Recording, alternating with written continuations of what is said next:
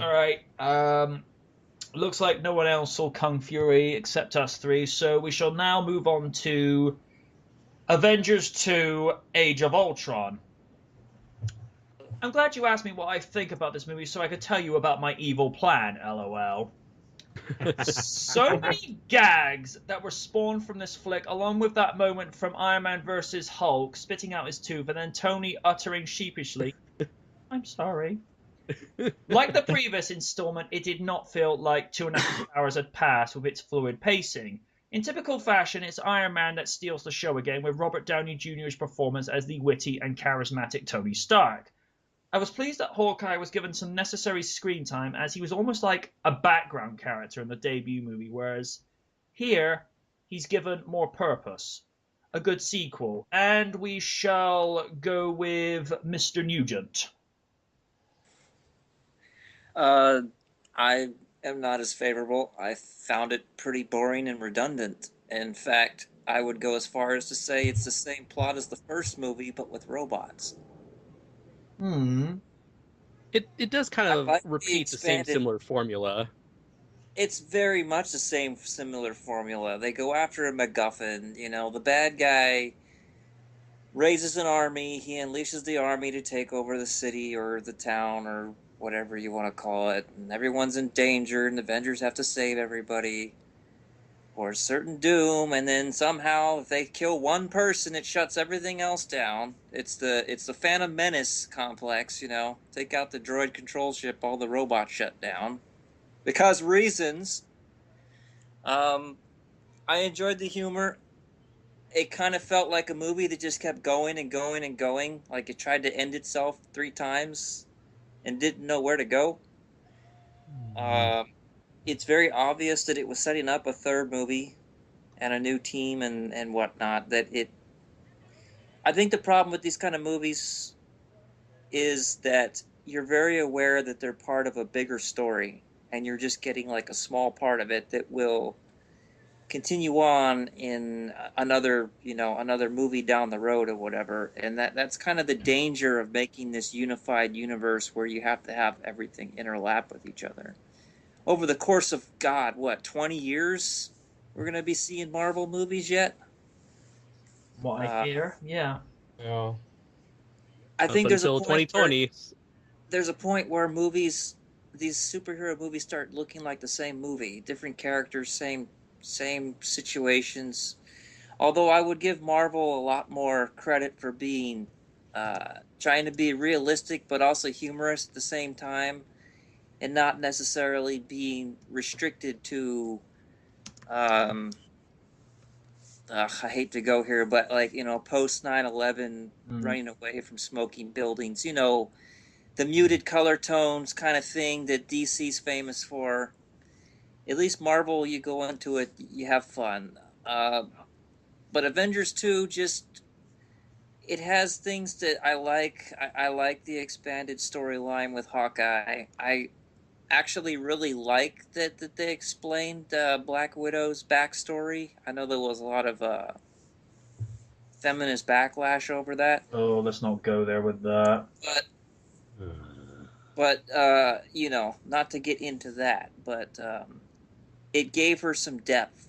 We saw her in Avengers. She didn't really get to do much other than shoot alien robots or whatever the heck they were. Um, in Iron Man 2, she was just kind of there. So at least in this movie, she has a little bit more time to develop. Um, Ultron was a great villain. I really liked James Spader's performance. Same. Um, Yes. It was brilliant. Yep. I've just felt disappointed that after all of the cleverness that he put into the character, it's just the third act's just a mess, guys. The Deus Ex Machina is there, just like in the first movie, with the scientist finding that loophole in Loki's super weapon while being under his control. If Nick Fury had just said, I don't know, has anyone not seen this movie? Because I don't want to spoil it for anybody. No, I've seen it. I've seen Anyone it. else? I've seen If it. Nick Fury had just said something like, "Hey, guys, I got to go back to Shield and pull something out of storage," or "I got to go check on something," I could understand if the Deus Ex Machina at the end when he shows up with the hovercraft, it magically saves the day. Uh, but it just felt tacky to me. You know, it's like, oh, we're in this impossible situation, and the city's going to smash into a billion pieces, and what are we going to do? And then all of a sudden, oh, by the way, guys, you know all those super helicarriers that were destroyed in Winter Soldier? Well, I happened to find one that survived somehow. So that was disappointing to me. But Vision was interesting. Yeah. But Vision kind of comes across to me as a ripoff of Superman. Now that you mentioned that, I am starting to see that. The same kind of mannerisms and poses.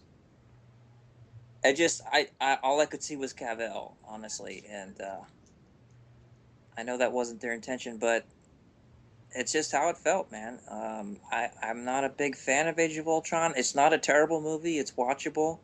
It's definitely not as bad as, say, Transformers: Revenge of the Fallen. Oh no, let's not even talk Um, about that. but it's not one of the better ones.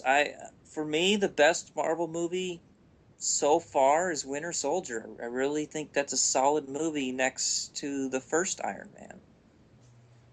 That's just my opinion. So take it for what it's worth. Fair enough. Firebird, you're up. Okay, where do I begin? First, I'd say one thing. Mhm. Fine, I'll do it myself. That is going to be so badass when he does finally show up. Yeah, and also, oh, where do I begin? There are no strings on me. That meme has been around ever since it first debuted in that trailer. How long ago was that? And in case you weren't aware of it, Disney owns Marvel. Yeah. I've known that for a while. What? Well, I know that. But see, the trailer, "There Are No Strings on Me" comes from Pinocchio. See, so You know, I remember hearing that he had part of the exact same song from that movie in this movie. mm-hmm. Instead they actually use the actual like audio from that Yeah. original movie in here. Yeah. Yep. But I digress. When I first heard that Scarlet Witch and Quicksilver were going to appear, I was actually a little concerned. I was like, well, wait a minute. Quicksilver appeared in Days of Futures Past. How are they going to shoehorn him in Age of Ultron? Well, I guess. Oh yeah, don't forget, in this, they're not mutants, they're miracles. Or they could be Inhumans, because apparently Yeah. that seems to be the big thing that Agents of S.H.I.E.L.D. has been building up to. Oh God. Oh dear, we struck a nerve. But I digress. Back to the movie. Let's see. Well, I actually loved that in the beginning of the movie, they didn't just go into exposition. They just went right into the action. And as you had said that phrase over and over, once the ball kept rolling, it just doesn't stop. Nope. Yep. That's what I liked about the beginning. They just went right into the action against, excuse me for a minute, Hail Hydra!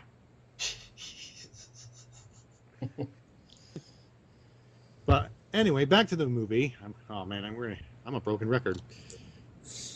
It's actually good to see that Scarlet Witch and Quicksilver start out as villains until they realize that Ultron is insane. Yes, you heard right, ladies and gentlemen. Ultron wants to kill humanity, spoiler alert, because he views them as corrupt and imperfect. After only being on the net for 30 seconds, welcome to the internet, you must be new here. I'm sure the internet is enough to drive anyone insane. I'm not insane, I'm eccentric, there's a difference. Touché. Well, it's sad that Quicksilver bites the dust, but at least he didn't go out like a punk. Then not Quicksilver, excuse me. Scarlet Witch, who, by the way, is the same actress from the 2014 Godzilla movie. Yes, she is. Elizabeth Olsen. Yep. As with, both Quicksilver and Scarlet Witch. You know, at first I didn't know that Quicksilver was the same protagonist from the movie until someone told me, because I didn't recognize him with the beard and the different hair color and the voice, because he sounded radically different in Godzilla. But I digress. He's a completely different type of character. Yeah. Yeah. No, you did not see that coming? I'm bad with accents, by the way, but back to Scarlet Witch. After after seeing her brother bite the dust from the Ultron army, she turns into a badass. She does. Yeah. To quote Kevin Smith, to quote Kevin Smith, she's rocking the devil horns. And of course, how she kills the actual Ultron body. Graphic, but satisfying to see Ultron bite the dust. But he doesn't actually. That's I know. I'll get part. to that. I'll get to that in a bit.